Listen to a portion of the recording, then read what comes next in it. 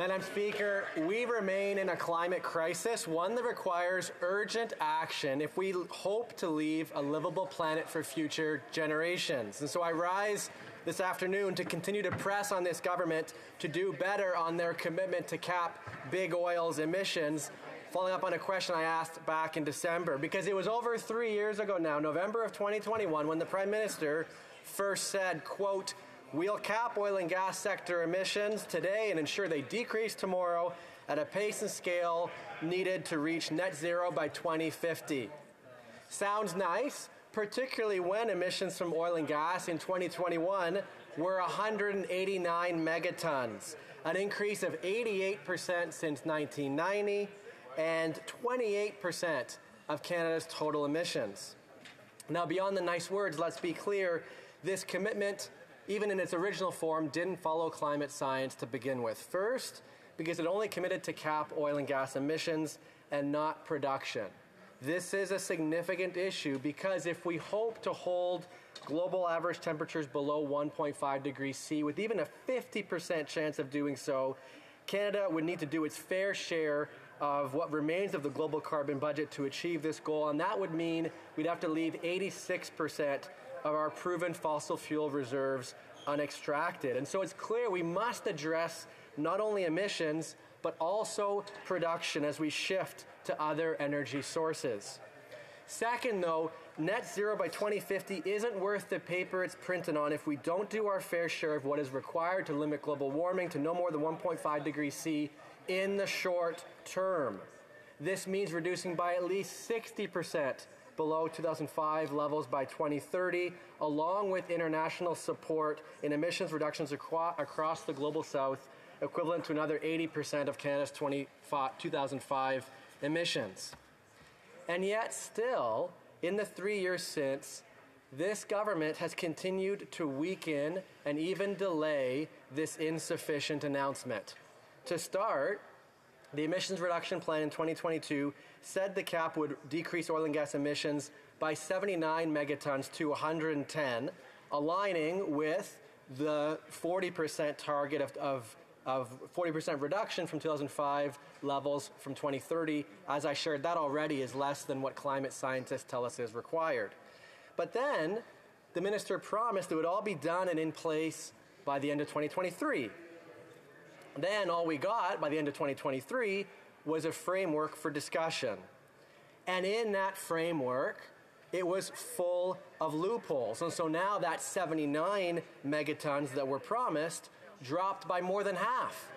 Another now down to only 34 megatons projected to be reduced by doing things like exempting 20 megatons from downstream oil refining and pipelines, and exempting another 25 megatons more for compliance flexibility is a code word for buying offsets. And now we know this weekend cap won't even be in place until 2026. How could this have happened? Well, in the 2 years since, Big Oil put a full-on campaign pressing this government with 2,000 meetings, 3 meetings a day, 7 days a week, no days off, and clearly it must have worked.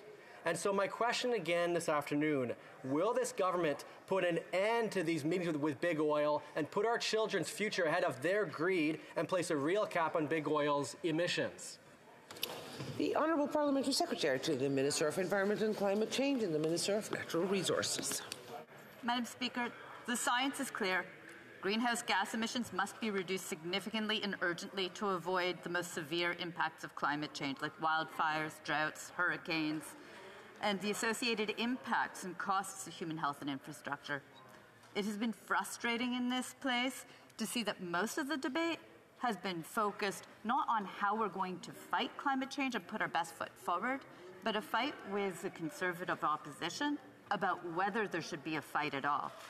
We are committed. Action on climate change is essential to avoid natural disasters impacting our communities. These disasters impact clean air, damage our homes and workplaces, and result in large costs, be it to individuals through increased costs of insurance or to governments to invest in adaptation, cleanup, and rebuilding.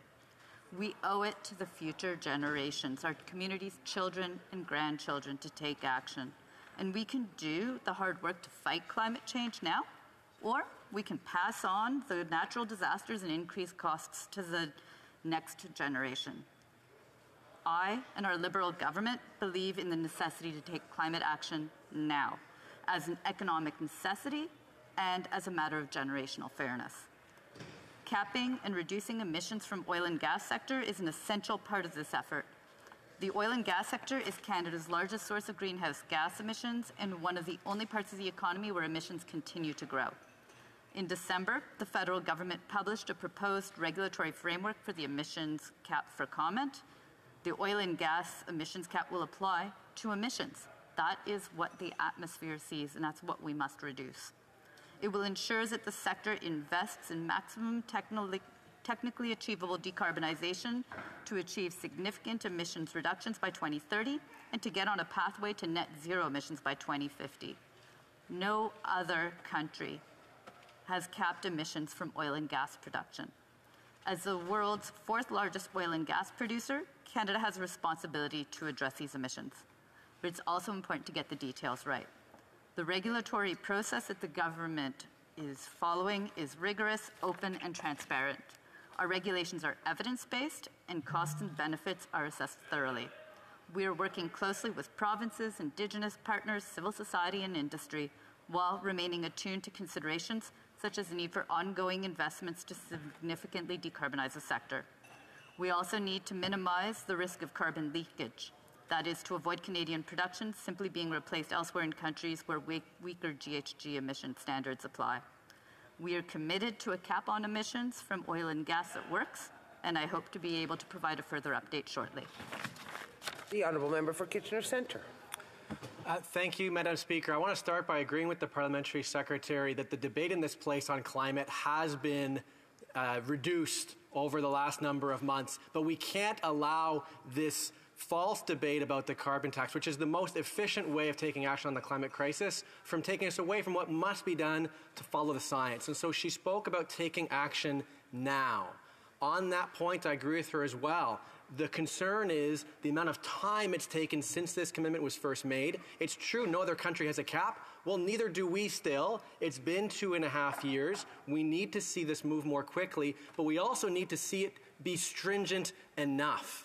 We need to see these loopholes eliminated to ensure that the reductions come at least even closer to what we must do to follow the climate science between now and 2030. And so to follow up, will she commit to pressing this government to reduce their meetings with big oil, which have only gone up in the time since, that has directly happened at the same time while these loopholes has increased? And will they... The Honourable Parliamentary Secretary.